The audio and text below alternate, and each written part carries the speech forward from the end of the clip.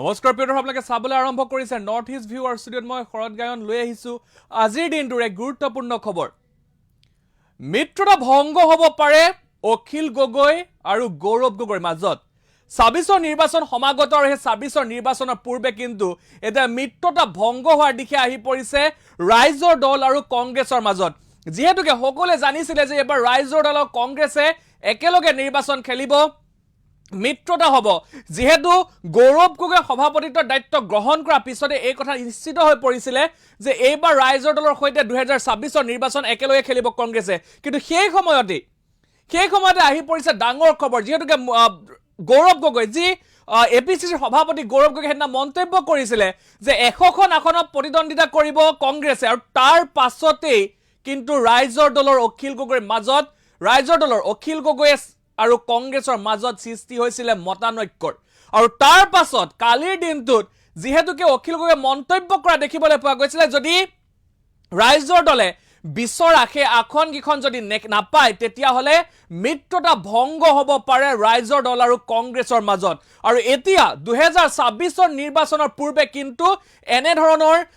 যি ৰাজনৈতিক যি প্ৰেক্ষাপট সেয়া কিন্তু প্ৰতিদিনে হাল সলনি হোৱা দেখিবলৈ পোৱা গৈছে যদি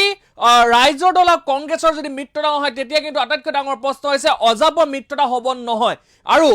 এতিয়া কিন্তু আটাইতকৈ ডাঙৰ প্ৰশ্ন কিয় ৰাইজৰ দলে বা কংগ্ৰেছৰ মাজত কিয় এনে ধৰণৰ মতানৈক্য সৃষ্টি হৈছে সেই আটাইতকৈ ডাঙৰ প্ৰশ্ন হৈ আছে আমি জনাই আছো এই মুহূৰ্তত গুৰুত্বপূৰ্ণ খবৰ ফুল প্লেটৰ মাধ্যমত সমগ্ৰ খবৰ জনাবলৈ চেষ্টা কৰিছো মিত্ৰতা ভংগ হ'ব পাৰে কংগ্ৰেছ আৰু ৰাইজৰ দলৰ মাজত ২০২৬ৰ নিৰ্বাচনত অকলে নিৰ্বাচন খেলাৰ সম্ভাৱনা ৰাইজৰ দলৰ গৌৰৱ গগৈৰ সিদ্ধান্তত মুঠেই সন্তুষ্ট নহয় ৰাইজৰ দলক আসন কমাই দিলে ভাঙিব পাৰে মিত্ৰতা দলৰ কৰ্মীসকলে অখিল গগৈক বান্ধি দিছে আসনৰ সংখ্যা আমি জনাই আছো এক গুৰুত্বপূৰ্ণ খবৰ কংগ্ৰেছৰ সৈতে মিত্ৰতা ভংগ হ'ব পাৰে ৰাইজৰ দলৰ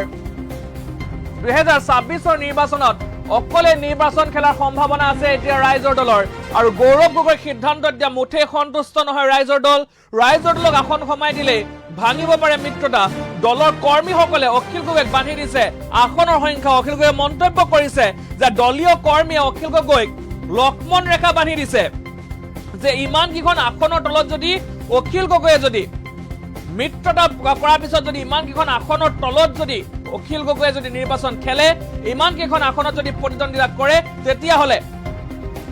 তেতিয়া কিন্তু মানি লোৱা নহব বুলি কোৱা দেখিবলৈ পোৱা গৈছে আৰু এতিয়া এক প্ৰকাৰ ২৬ৰ নিৰ্বাচনৰ পূৰ্বে কিন্তু ৰাজনৈতিক প্ৰেক্ষাপটত এক হাল সলনি হোৱা পূৰ্ণ সম্ভাৱনা আহি পৰিছে মিত্ৰতা ভংগ হোৱাৰ পূৰ্ণ সম্ভাৱনা আহি পৰিছে আমি জনাই আছো এই মুহূৰ্তৰ এক গুৰুত্বপূৰ্ণ খবৰ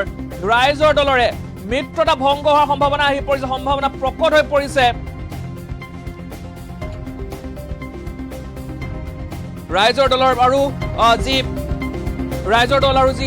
কংগ্ৰেছৰ মাজত মিত্ৰতা হোৱা কথা আছিলে বা ২০২৬ৰ নিৰ্বাচনত যিহেতুকে দুয়োটা দলে একেলগে নিৰ্বাচন খেলাৰ কথা আছিলে কিন্তু সেই সময়ত কিন্তু আন এক ডাঙৰ সমস্যা আহি পৰিছে কংগ্ৰেছ আৰু ৰাইজৰ দলৰ মাজত যিহেতুকে নিৰ্বাচনলৈ আৰু কেইটামান মাহ বাকী আছে আৰু সেই কেইটামান মাহ বাকী থাকোঁতেই কিন্তু এক ডাঙৰ এক বিপদৰ ডাঙৰ খবৰ বুলি ক'ব লাগিব কংগ্ৰেছৰ কাৰণে এক ডাঙৰ খবৰ বুলি ক'ব লাগিব যিহেতুকে ৰাইজৰ দলে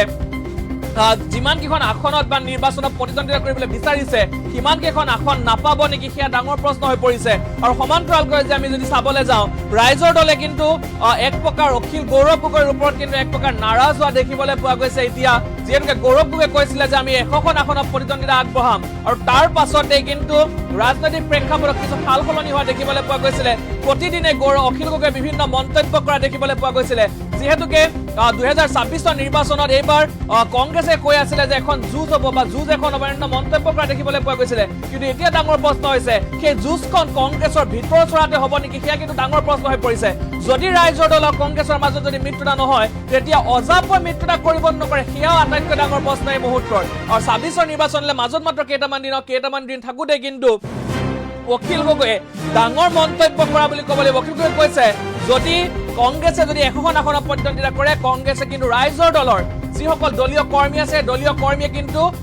অখিল গগৈক এক লক্ষ্মণ ৰেখা বান্ধি দিছে ইমান কেইখন আসনত ৰাইজৰ দলে প্ৰতিদ্বন্দ্বিতা আগবঢ়াবই লাগিব এনেধৰণৰ মন্তব্য কৰা দেখিবলৈ পোৱা গৈছে আমি জনাই আছো এই মুহূৰ্তৰ এক গুৰুত্বপূৰ্ণ খবৰ আমি জনাবলৈ চেষ্টা কৰিছো যিহেতুকে ২৬ৰ নিৰ্বাচন আহি পাইছে আৰু ২৬ৰ নিৰ্বাচনৰ পূৰ্বে কিন্তু ৰাজনৈতিক প্ৰেক্ষাপটত সময়ে সময়ে সলনি হোৱা দেখিবলৈ পোৱা গৈছে আৰু পুনৰ যি কংগ্ৰেছ আৰু ৰাইজৰ দলৰ মিত্ৰতাক লৈ প্ৰশ্ন উত্থাপন হৈছে যে নিৰ্বাচনৰ পূৰ্বে কংগ্ৰেছ আৰু ৰাইজৰ দলৰ মাজত মিত্ৰতা ভংগ হ'ব পাৰে নেকি